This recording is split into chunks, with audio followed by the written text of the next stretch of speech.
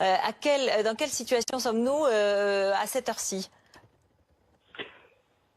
Et si vous voulez, je n'ai pas d'éléments particuliers sur l'intervention en cours puisque le quartier était complètement isolé. Ce que je peux vous dire, c'est que c'est forcément un établissement tout à fait particulier. Outre sa destination, c'est un établissement qui reçoit du public et qui est soumis à une certaine réglementation. Ont été démontrés par les images qu'il semblerait que cela provienne des toitures et peut-être des travaux, ce qui est assez fréquent sans supposer des causes réelles d'origine de cet incendie, des travaux notamment de soudure, de découpe, de travail sur les charpentes. Ça va être un incendie difficile à maîtriser puisqu'il faut aller en hauteur, mettre des moyens aériens, notamment des échelles, des bras élévateurs articulés pour mettre en place un dispositif d'extinction qui permette aussi de limiter autant que faire se peut les dommages sur la cathédrale puisque c'est un site bien évidemment très sensible. Donc là, une opération très technique, très difficile pour les pompiers de Paris cet après-midi. Oui, effectivement, on est en train de voir la toiture en partie ravagée par les flammes à cette heure-ci.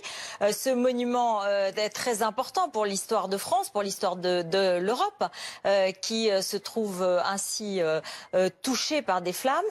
C'est une image très très forte, c'est une image très dure. Est-ce que c'est déjà arrivé dans l'histoire des pompiers de Paris, ce type d'événement ?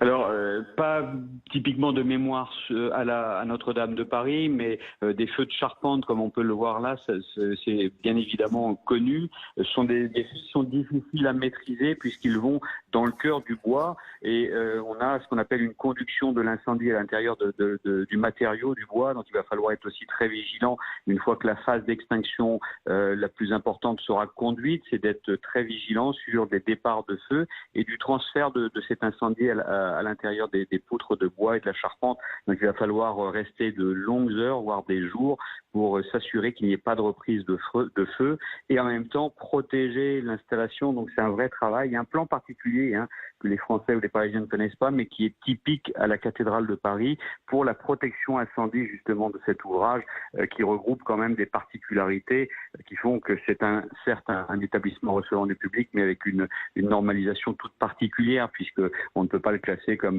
et on peut le comprendre un immeuble de grande hauteur normal et moderne. Voilà.